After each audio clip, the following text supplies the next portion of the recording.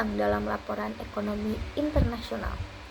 Konflik dagang antara Amerika Serikat dan Cina kembali memanas.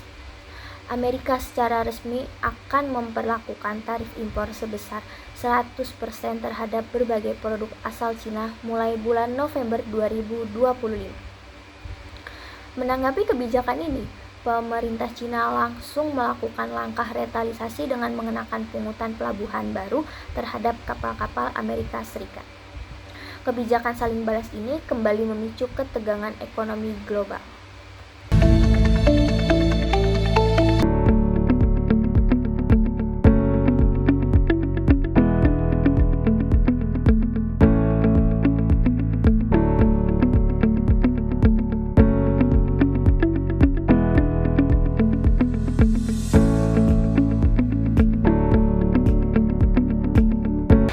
Presiden Donald Trump menyatakan bahwa tarif tambahan tersebut bertujuan melindungi industri domestik Amerika dari ketergantungan terhadap produk Cina.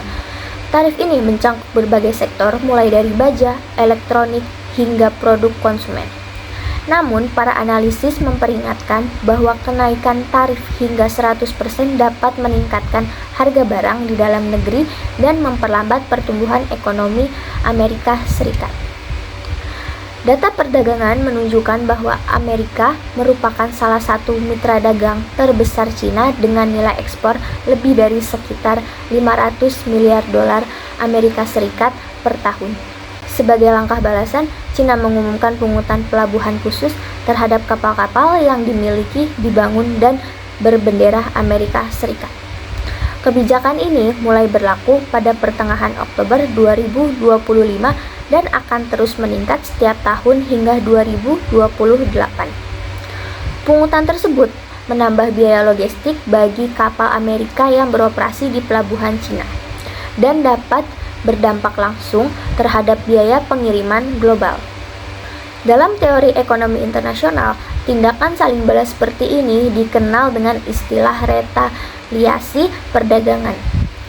Ketika satu negara menerapkan kebijakan proteksionis seperti tarif tinggi, negara lain sering menanggapi dengan tindakan serupa untuk melindungi kepentingan nasionalnya.